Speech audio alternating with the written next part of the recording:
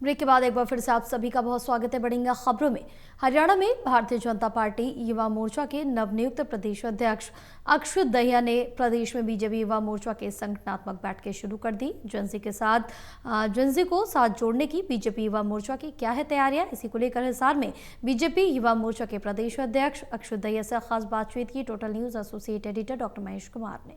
Gen Z को अब पूरी भारतीय जनता पार्टी और ज्यादा अहमियत देने लगी है। बात करें भारतीय जनता पार्टी युवा मोर्चा की तो अब संगठनात्मक बैठकें यहां पर शुरू हो चुकी हैं। एक तरीके का इंट्रोडक्शन भी अब तमाम कार्यकर्ताओं के साथ नेता करते नजर आ रहे हैं। अक्षुत दहिया इस वक्त हमारे साथ बने हुए हैं, भारतीय जनता पार्टी युवा मोर्चा प्रदेशाध्यक्ष। सर, मुझे बताइए कि संगठनात्मक बैठकों की शुरुआत जिलेवार आपकी तरफ से कर दी गई है, किस तरीके से बैठकें आगे बढ़ रही हैं और एजेंडा क्या है? देखिए, आज से ठीक 10 दिन पूर्व हमारी भारतीय जनता पार्टी की प्रदेश अध्यक्षा ने नवनियुक्त प्रदेश कार्यकारिणी की घोषणा की और उस कार्यकारिणी में मुझे युवा मोर्चा के प्रदेश अध्यक्ष के नाते जिम्मेदारी मिली और मैं बड़ा सौभाग्यशाली था क्योंकि मैं खुद भी एक जेंजी हूँ। 27 वर्ष मेरी उम्र है, तो इस देश में सबसे युवा प्रदेश अध्यक्ष होने का युवा मोर्चा का सौभाग्य मुझे पार्टी ने दिया और निश्चित रूप से फिर कुछ अपेक्षाएं भी संगठन की कार्यकर्ताओं की मुझसे हैं। तो उन्हीं अपेक्षाओं पे आगे क्या हमारा रोड मैप रहे, तो उस दिशा में आगे बढ़ते हुए सबसे पहले हमने जो अपना कार्यक्रम तय किए वो हैं जिला स्तर पे संगठनात्मक परिचय बैठकें। जितने भी हमारे मंडल, विधानसभा, जिला, लोकसभा, प्रांत स्तर के कार्यकर्ता हैं, उन सभी कार्यकर्ताओं को हम अपने जिला कार्यालय पे बुला रहे हैं।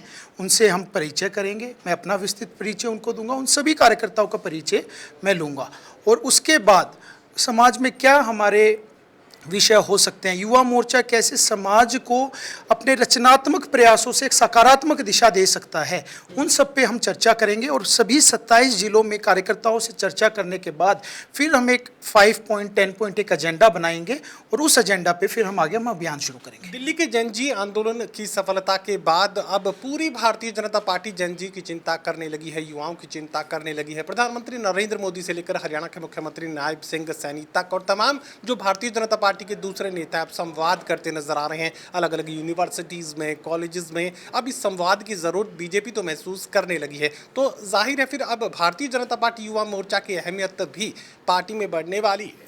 जी बिल्कुल, निश्चित रूप से युवा मोर्चा की पार्टी में अहमियत पहले भी बहुत अधिक थी और अभी भी, क्योंकि भारत देश सबसे युवा देश है विश्व का और युवाओं की जब हम बात करते हैं तो वो समाज को एक दिशा देने का काम करते हैं और हमारी फ्यूचर कैसा होगा उसकी जो एक डायरेक्शन है वो युवा तय करता है।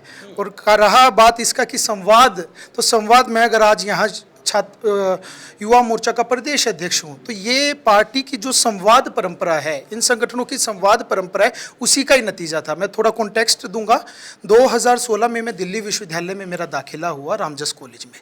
मैं एक सामान्य किसान परिवार से निकलने वाला व्यक्ति था जिसके परिवार में कि पिछले 7 पीढ़ियों तक में भी किसी ने राजनीति में कदम नहीं रखा, चाहे वो किसी भी प्रकार की राजनीति हो। लेकिन मेरे जैसे कार्यकर्ता को दिल्ली विश्वविद्यालय छात्र संघ का अध्यक्ष बनाना, फिर यहाँ पर युवा मोर्चा का अध्यक्ष बनाना और इंटरनेशनल लेवल पे G20 समिट जैसों में हेड ऑफ यूथ डेलीगेशन बनाकर भेजना, ये अगर मुझे अवसर मिले हैं तो ये भारतीय जनता पार्टी की संवाद परंपरा है। हमसे जब हम विश्वविद्यालय में थे तो ऐसे ही हमारे जो सीनियर कार्यकर्ता थे संवाद करते थे, हमारी रुचि को देखते, रुचि के आधार पर हमें काम देते थे और जब वो हम काम करते थे तो एक ऑर्गेनिक तरीके से हम संगठन में आगे बढ़ते थे और उस विषय को जो भी समाज के विषय हैं कि सिर्फ राजनीति नहीं, समाज परिवर्तन में हमारी क्या लाभ हो सकता है, उसके दृष्टि से भी हम पार्टी काम करते हैं। आपने खुद ये कहा कि मैं जेंजी हूं, तो ऐसे में जो दिल्ली के जंतर मंतर पर जेंजी का जो आंदोलन आगे बढ़ रहा था उसमें SFI नजर आ रही थी लेकिन ABVP कहीं नहीं थी। अब अगर जिक्र करें झारखंड के रांची का तो वहां पर ABVP फ्रंट लाइन पर खड़ी है, SFI कहीं नहीं है। तो मानकर चलें कि पर्दे के पीछे तो राजनीतिक दल ही इन संगठनों को चलाने का काम कर रहे हैं। नहीं, देखिए, छात्र राजनीति मैं समझता हूँ कि बड़ी ऑर्गेनिक होती है और उस समय जब छात्र जब विश्वविद्यालय में आता है तो बड़े सपने लेकर आता है और जो हमारे गांव के, हमारे समाज के जो मेरिटोरियस स्टूडेंट्स होते हैं, चाहे वो एकेडमिक्स में हो, स्पोर्ट्स में हो, कल्चर में हो, वो उस यूनिवर्सिटी में जाते हैं और वहाँ पर बड़े सपनों के साथ काम करते हैं। तो बड़े स्वच्छ मन से वो समाज की सेवा करना चाहते हैं, राष्ट्र की सेवा करना चाहते हैं। ठीक है, कुछ विषय होता है कि भाई हम कम्युनिकेट करते हैं या अपना डिसेंट भी प्रदर्शन करते हैं, उसमें एक प्रदर्शन कई बार उग्र रूप भी ले लेते हैं, लेकिन संवाद के जरिए आपने देखा अंत में सारी समस्याओं का निर्वाण भी हुआ और अभी एक सकारात्मक दिशा में सभी युवा मिलकर नेशन फर्स्ट की थ्योरी से और समाज को कैसे हम अच्छे अवसर प्रदान कर सकते हैं युवाओं के माध्यम से, हम उसके दिशा में काम करें। तो ये मानकर चले कि राजनीतिक दल ही अब इन युवा संगठनों की डोर अपने हाथों में लिए हुए हैं, जब जरूरत पड़ती है खींचने लगते हैं। नहीं, देखिए, अगर ऐसा होता तो फिर तो राजनीतिक परिवारों के ही बच्चे इस छात्र राजनीति को चलाते।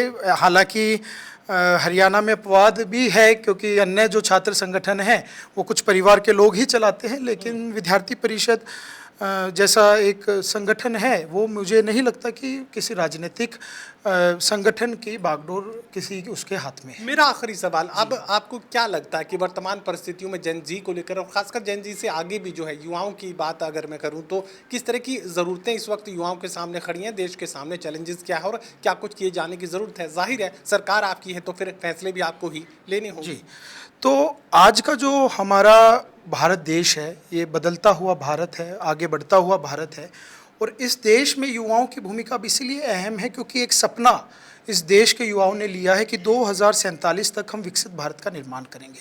तो वो कैसे करेंगे, उसके लिए स्पोर्ट्स सेक्टर में अभी हम कॉमनवेल्थ गेम्स होस्ट करने वाले हैं, आगे हो सकता है ओलंपिक गेम्स भी हम होस्ट करें, तो उससे एक नेचुरल टैलेंट स्पोर्ट्स का निकले।